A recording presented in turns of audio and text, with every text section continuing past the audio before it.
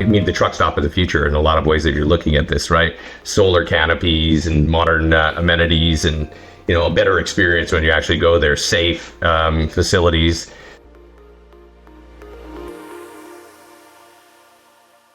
Greetings, Earthlings, and welcome back to Earthlings 2.0, the show where we imagine how we could be better versions of ourselves and build a collective future we actually want to live in.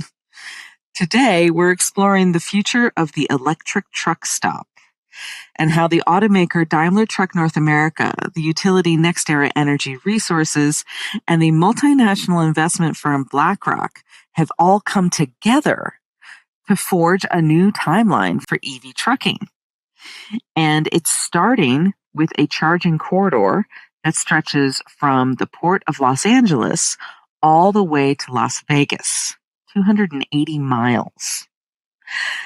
But before we spin up the holodeck on this truck stop of the future, I'm your host, Lisa Ann Pinkerton.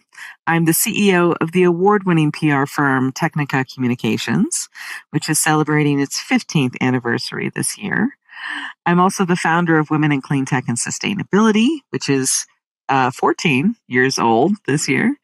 And before all of that, I was an award-winning environmental science reporter for NPR and PBS. I did that for 12 years, if we're counting everything. And whether you're a loyal listener or a new Earthlings enthusiast, I want to thank you for taking the time to listen to today's show. We really appreciate your support, and we would love to get to know you a bit better. So we've created a bunch of things that you can do that are going to help us and help you. And if you're a loyal listener, you've probably done all these things. But if not, here's the rundown. You can find all these links in your show notes. The listener survey is helping us to understand who you Earthlings are so that we can bring you content that is like stuff you actually want to hear, right? So thank you to all of you who've already taken that survey. The newsletter is a monthly roundup. Don't worry, we are not going to spam you, but it's just like a little cheat sheet for yourself to get a sense of like what's going on the podcast, specifically topics and sections of shows that are binge worthy because they all sort of follow a theme. I don't know if you all notice this, but I've been a bit crafty in making sure that every time we talk about a topic, it's picking up where we left off. And there's the Patreon page, which allows you to listen to full episodes because we speak with these guests for quite a lot of time and the information is really dense sometimes and we have to cut it down for the show, but we want to make sure you get all that information. So it's up there for you on Patreon. And also, if you're going to do one thing, please take a moment to share this podcast with a friend of yours or cite us the next time you're at a summer barbecue and you're mentioning something, some little tidbit of information to make yourself seem smart. Come on, I know we all do it. Cite us and let the other person know that that's where you found out about that information. This thing is the number one thing you can do to help us gain more listeners.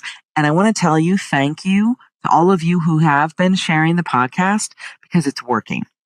We have noticed an increase in listeners, and I know that's because all of you are out there sharing the podcast with your friends. So thank you. And thank you to Resource Labs for having us on the network. Today in the U.S., medium and heavy-duty trucks make up only about 10% of the vehicles on the road, but they produce nearly 25% of the transportation sector's greenhouse gas emissions. So this stark difference between the number of vehicles on the road and the emissions that come from them really highlights the need for truck electrification, especially when you think about those second and third order effects, like how reducing greenhouse gas emissions are going to improve overall local air quality, and that could lead to reduced asthma rates. Thankfully, 60% of medium duty trucks and 43% of heavy duty trucks are electrifiable today. That's according to a recent analysis by the Rocky Mountain Institute, also known as RMI. Electrifiable is a new $10 word for yourself, and maybe we'll put it in the upcoming Technica Clean Tech Glossary. It means trucks that could be electrified in the next 3 years because their routes are 300 miles or less, or they return back to home base every day. So RMI chose this criteria for 2 reasons. First, the Tesla Semi has been, reported to have a range of up to 500 miles on a single charge, but most electric trucks are limited to around 100 to 250 miles. And for the Tesla, there's some people who argue like Pepsi's just shipping around potato chips, right? So, but whatever, that's hearsay. Second, most of these electric trucks must rely on depot-based charging because public charging depots are just very limited. But not for long. Greenlane has arrived. In my personal estimation, Greenlane is one of the most well-positioned companies to make a nationwide charging system for electric trucks a reality, simply because they have all the ingredients to make it happen. And we're going to get into that with the initiative's leader and CEO, Patrick Macdonald-King. Living in Los Angeles, he naturally started his career in the entertainment industry before transitioning to electric vehicles as the COO of EV Connect, which was purchased by Schneider Electric. So now, naturally, he is the CEO of Greenlane. Patrick and I spoke for a long time, and so if you want the full download, head on over to the Patreon page. I put the link in the show notes, and you can listen to the full episode. We kicked off our conversation surrounding this 280-mile corridor that Greenlane is building from Los Angeles to Las Vegas, and why they're going after a corridor approach instead of individual sites. We want to actually be able to connect the dots so customers can actually electrify freight routes. This particular route was something is we have a bit of an advantage with having Daimler as a partner in the company. They have about a 43% market share in medium and heavy duty trucks.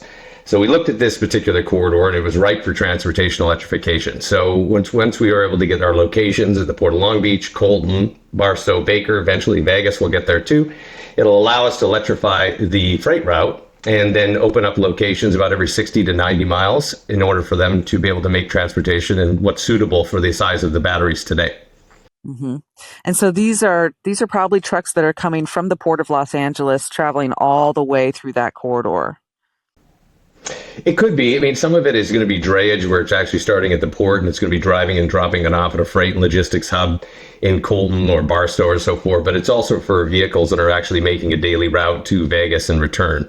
So it's essentially a 4.5-hour drive, depending on LA traffic, of course. But each of these stops are strategically located to ensure that they make the distance without any sort of range anxiety. And tell me more about the activities that might be happening at these charging depots. What's your vision for how people are going to use these stops? Well, our vision is for these particular ones, and it's not the vision for everything we're going to do. I mean, it's we have sort of 3 different go-to-markets. We have Greenfield, where we're actually buying real estate, developing the real estate, actually having amenities and services like a restaurant or a service bay for trucks. Other locations we're actually doing is we're calling those bolt-ons, still working on a better name, but bolt-ons to existing travel centers or truck stops. And then we have smaller ones, snap-ons, that are going to be like dealerships or convenience stores and with pull-through lanes and so forth. This particular first corridor, we're going to do all Greenfield sites except for the Port of Long Beach, which is going to be more of a bolt-on to an existing operation they have down there. But each location is going to range from about 4 acres to about 10 acres. And within each site, there will be amenities, and there's going to be a range of probably between 25 and 60 charging stations per location. So we're at Colton in particular, which is going to be our first location opening in Q4 this year, is going to be able to service 350 trucks a day. So it's going to be pretty high volume. That's a lot of trucks. How long do you expect the trucks to stay at the charging depot? So if they arrived, let's say, They wanted to get up to 80% charge. You're probably looking at somewhere in the neighborhood of 45 minutes for a charge. Eventually, we are getting into megawatt charging, where we're actually going to be able to raise that bar up to 1 megawatt in order for charging and so forth. We'll be able to take that experience down to probably 20 minutes. And that'll sort of give them something that's a lot closer to what they're dealing with today, which is diesel fueling and so forth. Another reason why at each of these sites we're trying to do something that's a little bit different to encourage people to want to electrify is actually building a better experience. So they have longer dwell times at each location. We're going to build better amenities, better food options, clean restrooms, things like Amazon lockers and so forth, even lounges for drivers so they can have sort of an experience similar to the airline industry. They can get points and be able to use those points at each of our locations. So overall, if they're getting a better experience, we're hoping they're going to go back and sort of push the electrification agenda with each of their freight and logistics companies. Mm-hmm. You mentioned some pretty heavy hitters that are a part of your part of this initiative. You mentioned BlackRock and Daimler, NextEra. They're pretty strategically well connected and well funded firms. So how are they supporting the work that Greenlane is doing? How does all of this collaboration come about? Well, first of all, they all raised $675 million to build out the network, so that was a great start. And then coming together on that is each of the entities provides different services and adds different value. Obviously, Daimler's got incredible customer IQ. With 43% market share, as I mentioned, is they have a really good idea and basic view of the marketplace. And a lot of what we're looking at is data. And that's where our data-driven strategy is looking at telematics data from the vehicles, being able to overlay that on a map to make sure that we're looking at the right routes, the right type of customers, and the right type of freight, which are right for electrification. We also have a relationship with Uber Freight, who's able to lay their data on top of Daimler's data to give us 65% bird's eye view of the market. NextEra obviously has energy pedigree off the charts, and they can help us with DG on site, building out site acquisition, working with utility companies. So I was fortunate enough to come to the table with great partners who have a great pedigree in what we're trying to do to be able to help and look around corners and ensure that we can go to market faster and get the right type of customers here at the site. And obviously BlackRock is creme de la creme of investment partners as well. And they actually have great market intelligence on top of it. How do you see that as the big advantage and something that really makes Greenlane different?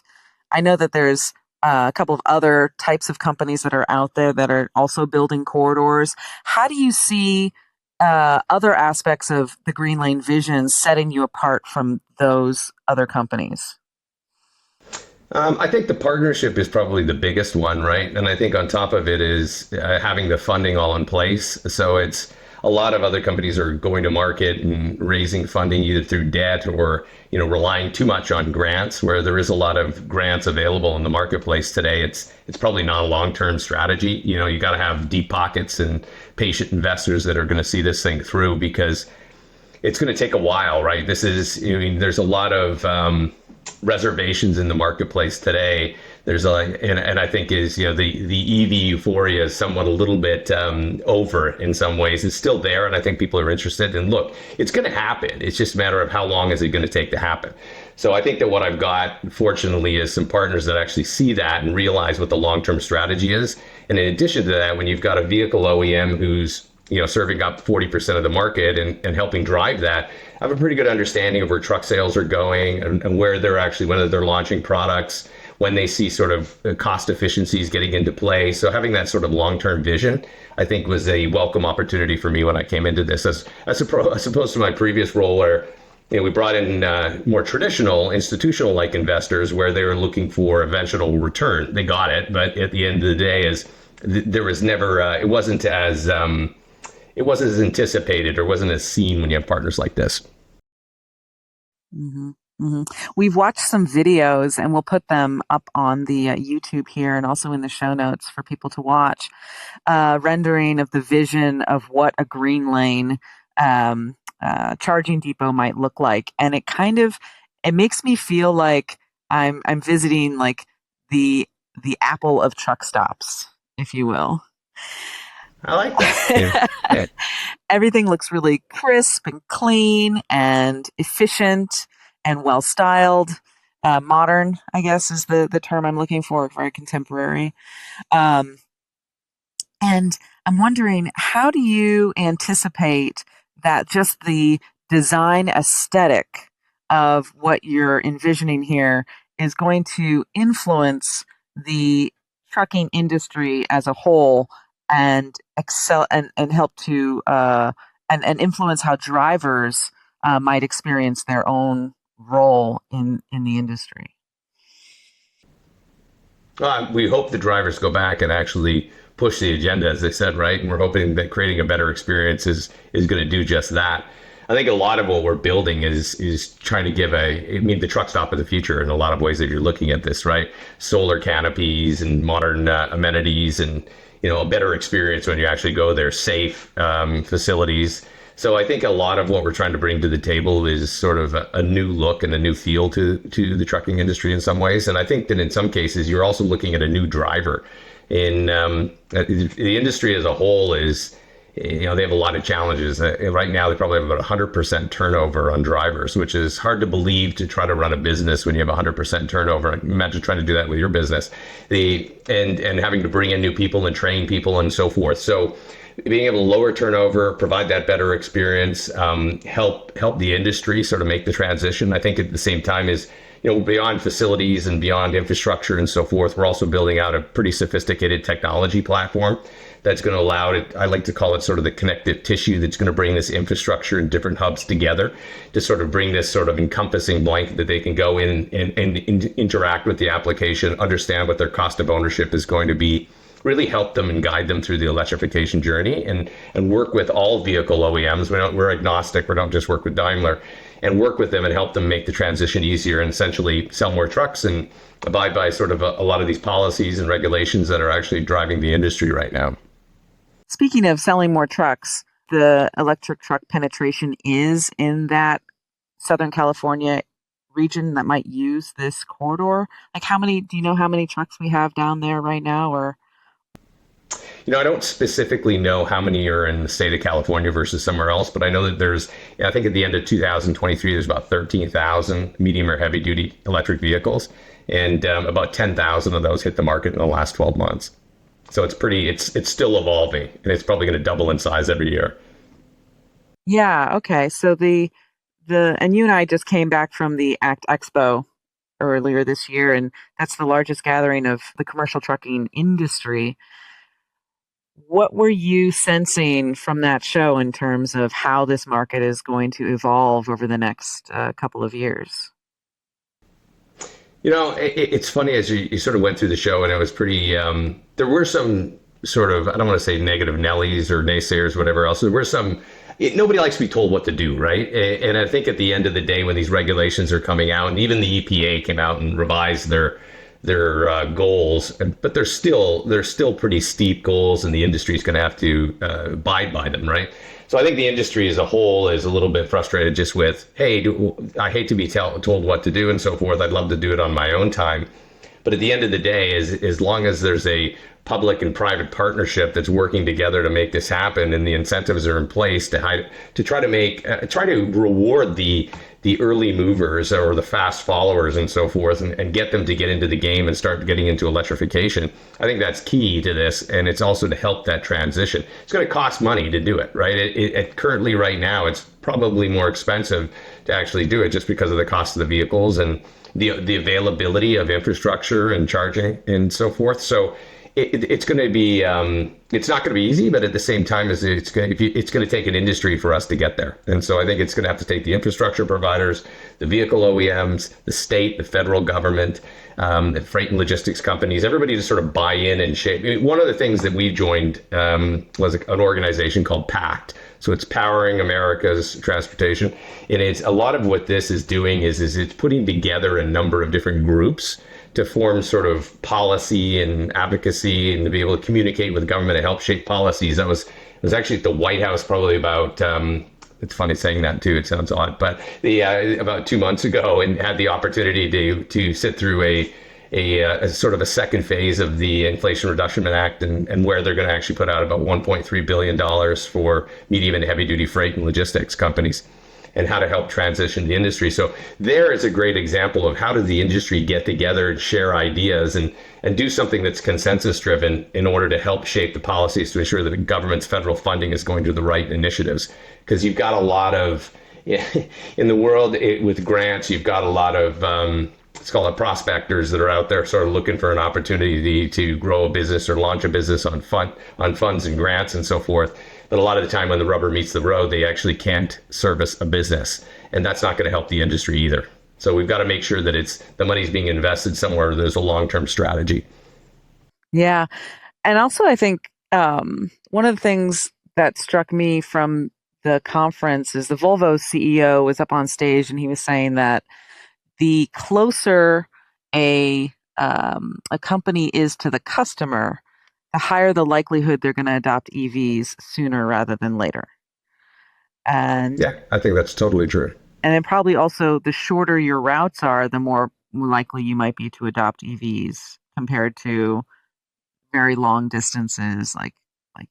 Yeah, obviously, we don't really have a good solution right now for cross country electric transportation.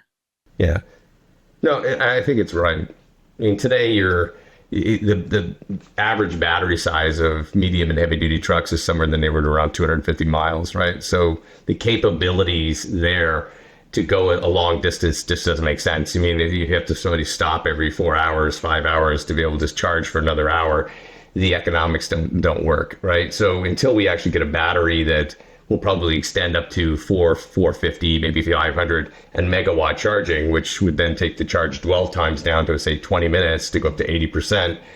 Once you get to that experience, I think it's a reality that we start moving in that direction. And then the other side of it is hydrogen, right? I mean, hydrogen is sort of what a lot have thought of as going to be the sleeper cab long distance strategy that they're going to market with. And that could be true, and it could, but I think it's still a couple of years out. Most of the traditional vehicle OEMs outside of the Nikolas and so forth are really looking at launching their vehicles probably in 24 months out. So it's going to take a little while to get there. So I think it's, in some cases, I think some companies are probably hedging their bets, right? Can we get to the battery and megawatt charging and get the battery up, and maybe we don't go hydrogen, or maybe we do. I can't speak for the vehicle OEMs, obviously, but if you look at the industry, there's a lot more, the availability of charging infrastructure and sort of the maturity of the industry, while it's still super immature, it's a lot further along than hydrogen. Right now at hydrogen, most of these fueling stations, you'd go out there and it's a truck with a trailer on the back, sort of launched up and in a big open field. So there's a bit of work that needs to be done in order to commercialize it. Mm-hmm. Yeah, you touched on a couple things that I want to dig into a little bit more. On the hydrogen piece, how are you future-proofing your depots to allow for hydrogen when it's ready? So we're planning on several of our facilities, like on the LA Vegas corridor, we're planning on putting hydrogen at Barstow. And so it's right in the middle of so we're not going to do it at every station. We're probably going to do it about probably a quarter of the Greenfield sites. And because you don't need them as close together, and you can it's more of sort of a range of what the right locations are. So that's what we're looking to do. We're also on our next quarter, we're going to announce one of the hydrogen sites as well. We can't announce the next quarter just yet, but we're getting close. That's cool. Okay. You'll be the first to know. Oh, thank you. Stay tuned, Earthlings. And then you mentioned megawatt charging, and it struck me that, I mean, we're talking about a lot of power going to these sites. What is the infrastructure puzzle you're looking at right now when these are greenfield sites and there's not a lot going on in that I-15 corridor, right? Once you get out of the sort of this greater LA area, it becomes a bit more remote. So how we deal with it is and I wish I could sit here and tell you that every site is a blueprint of each other. It's going to be identical, but it's not the case, as you know, right? So some sites we were fortunate enough. Colton, we were actually really fortunate. One of the reasons why we did the deal on the site was that it had 4 megawatts of power day one that we could tap into. The city of Colton has been fantastic. Fortunately, they have their own utility company, and we had a direct line with the mayor going into the site for site development. So that was very advantageous. And that site we're going to be able to ramp up to about 16 megawatts in the next 12 to 18 months. So we have sort of a roadmap with them. I don't think I'm going to get that luxury at every site, I can assure you, but others, it's going to be a bit more of a challenge, right? So every site's a bit of a unicorn and we have to sort of look at them, but there are sites that we're buying much larger plots of land, like 50 acres, and building out a solar farm there. I love that because obviously we want to be running our electric vehicles on the cleanest energy possible because that gives us the Mhm. greatest advantage in terms Yeah, of. well, it's actually, sorry to interrupt you, but I was going to say it's actually one of the things working with BlackRock is it's one of the stipulations of their fund as well. So they have very strict guidelines of what we can actually serve our customers from, especially on site. I like that. I like that a lot. Yeah, and it is sort of a you build it and they will come kind of feeling to it because there are there are that there's fleets out there that are adopting electric vehicles. And the more the corridors are built out and the more people get to experience those things, the greater confidence they have at then purchasing more vehicles. And they're also piloting, right? So they buy a few and they pilot it, and then they might expand the pilot or focus on one area or another. And the way the corridors come together gives them more confidence to roll out more electric vehicles in more places. Yeah, so it's got to be a combination because, and one of the things you look at it today, most of the charging is done at a depot, right behind the fence at a facility, and and because most of the rights going on is the real sort of early movers or the companies that are doing this right now and sort of advancing the Schneiders, the Pepsis, the JB Hunts, and so forth that are actually acquiring trucks and actually building out a strategy for it right now. Most of them are looking at doing depot charging. So they've put in some infrastructure behind the fence and they're running a science experiment and a pilot project. And how is this going to work out? And that's great when you've got 25, 30 trucks. But when you scale and you're looking at this going across your entire fleet, well, 95% of all fueling today is done in public, right? 5% is done behind the fence. Why would it be any different with charging? When you're going to get into megawatt, the amount of power consumption to power 100, 200, 1,000 trucks, it's impossible for them to be able to have that. Not to mention, they might not even own the facility that they actually house in, right? It might be rented or leased from somebody else.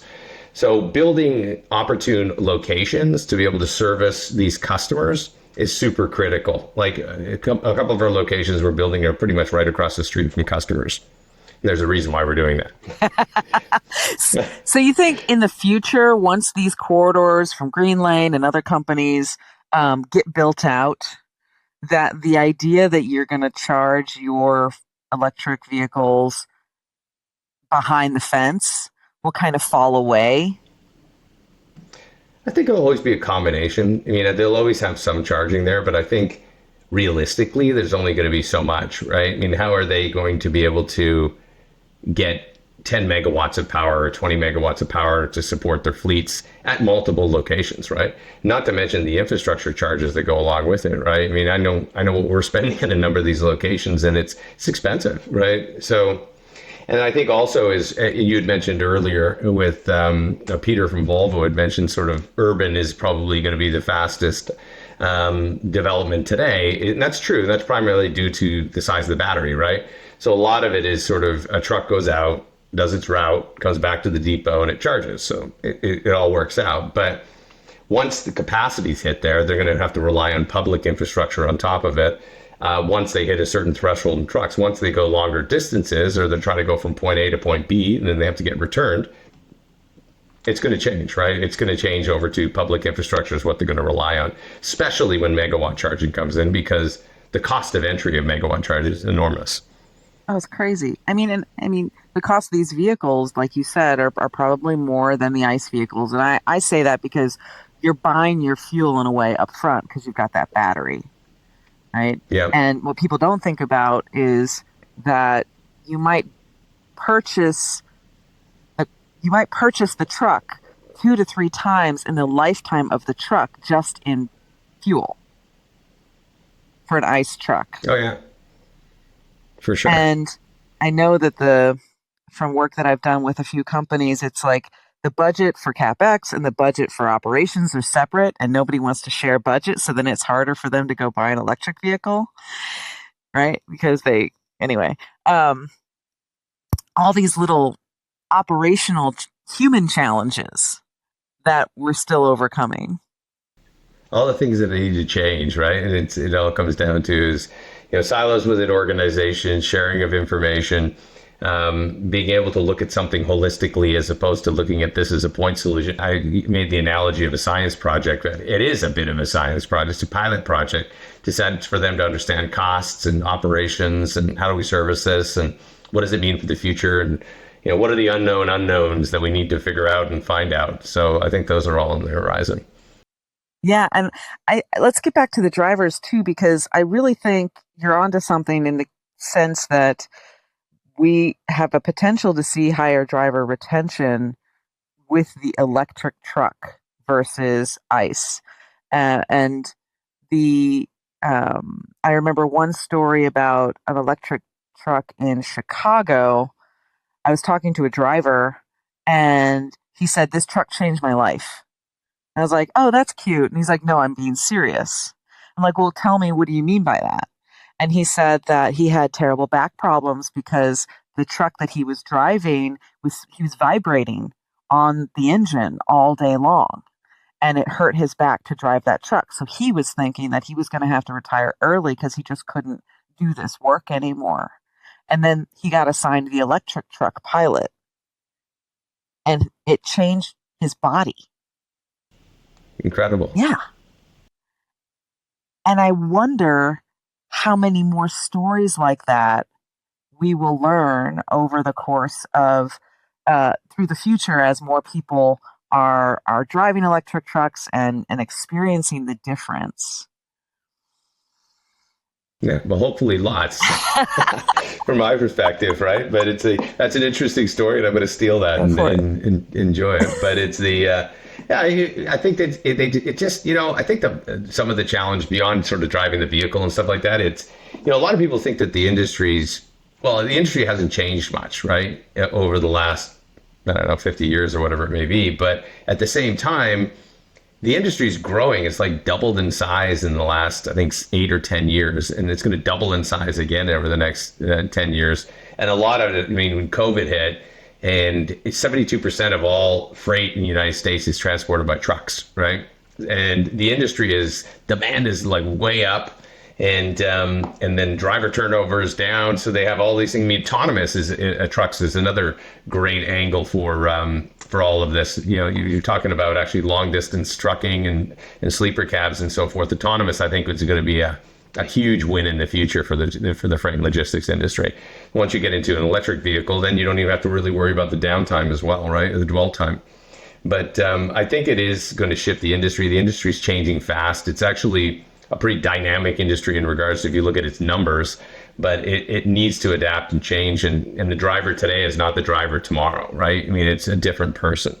And I think you're also going to see a lot more sort of short hauls of the way the industry works as opposed to long hauls. And even in California, I mean, a lot of the time you've got companies that are looking at the regulations that they have to abide by. So they're actually looking at, and Nevada and Arizona might not have the same regulations, right? So they might take an electric truck all the way to the border, drop the freight off, and then have a sleeper cab or a traditional diesel truck take it from there and finish the route.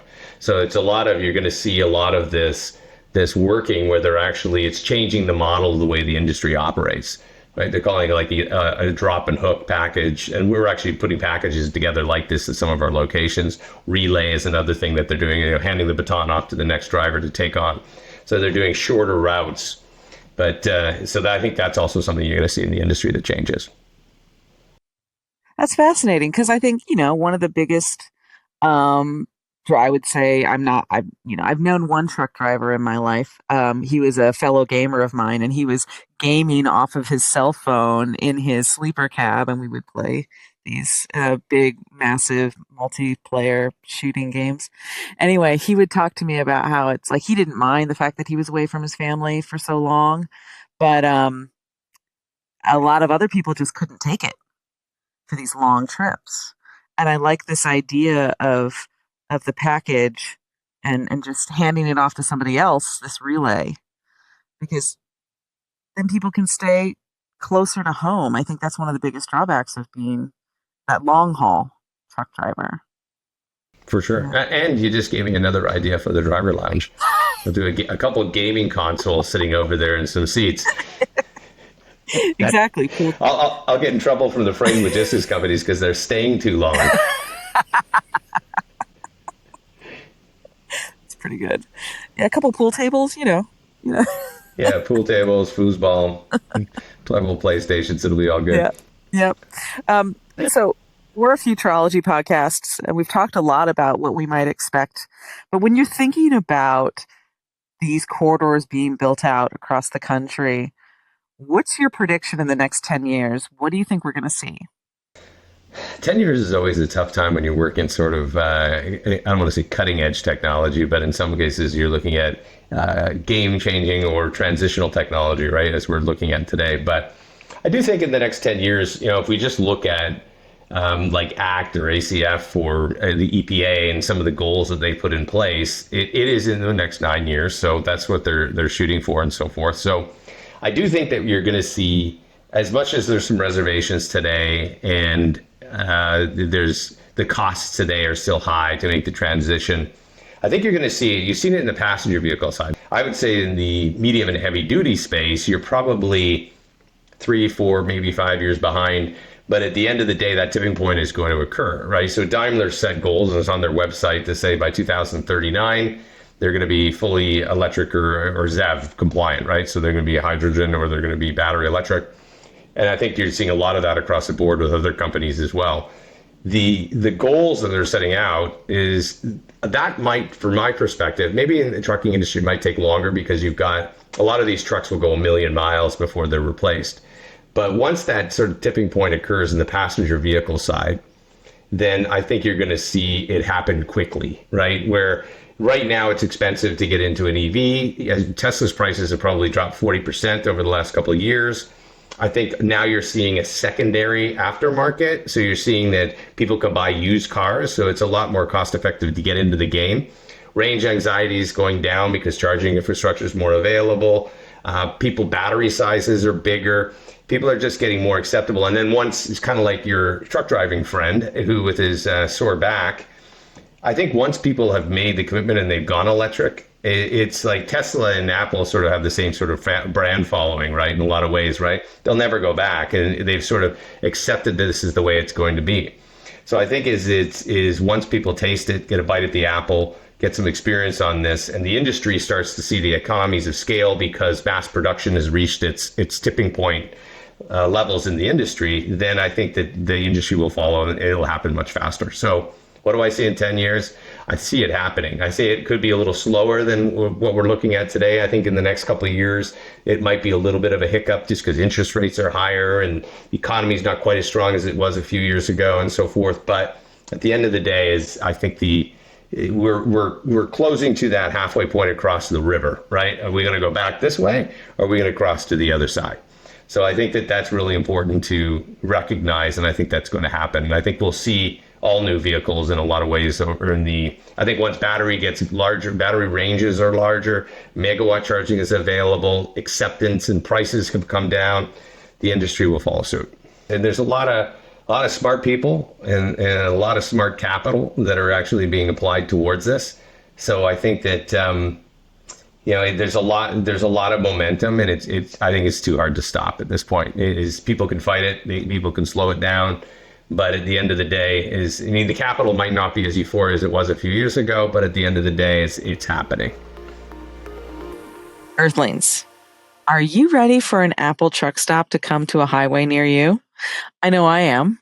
Not because I could use it in any way, right? I don't own an electric truck, but I know what it is like to visit those truck stops all the time. And there's a lot of improving to be done. Let's just say that. Beyond how well positioned I think Greenlane is, I like what they're doing in terms of this human-centered approach to electric truck charging depots. I think there's a lot to be said for improving this overall driver experience and how it's going to be a pull on these fleets to electrify. Because if you think about it, we're having a next generation turnover in work. I mean, beyond this 100% turnover rate that the industry experiences already. But, if you think about it, young people, they want to work for companies that are using the latest technology, that are being innovative, that are forward looking, that are looking to the future and taking steps today to create a better future for tomorrow, if I can be so cliche. And I can see how these EVs are really going to help people feel more valued and enjoy their work a lot more. The idea that drivers might show up early so they can get the electric vehicle to drive that day, or the fact that the regenerative braking doesn't put as much strain on the driver's body compared to like mashing down on that pedal and all the shifting that you have to do and all of that stress. All of that stuff is going to go away. Even more stuff than I don't even know, right? Because I'm not a truck driver. So Earthlings, keep your sensors pointed at Greenlane to learn the latest on the build out of their corridor in Southern California and beyond. Speaking of clean energy on the go, our faith in humanity is restored this week by Carl von Kreis. He's the founder of the startup Light Manufacturing. Carl started the company after looking at the energy bills from his previous job and watching the movie An Inconvenient Truth. In light of these two revelations, Carl created a portable factory that can be transported anywhere in the world via shipping containers and produce high-quality plastic products, things like water tanks or boat frames or other things that you might need, piping, all by using the power of the sun. This adaptability of the mini factory allows companies or governments to navigate a couple of different scenarios, so things like disaster relief or rural development. And Carl believes one of the best ways to utilize the technology is replacing critical pumping equipment and water tanks in poorer countries around the world. And doing this in sustainable ways can help these countries meet their most necessary needs, like water.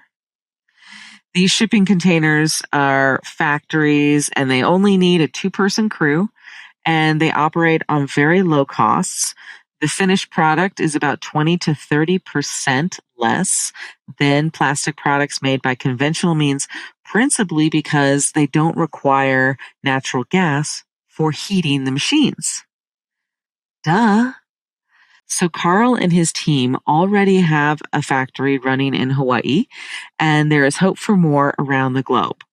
So we commend Carl and all of those startup innovators who are combining innovative thinking with on-the-ground needs for this beautiful blue-green space flower that we call home.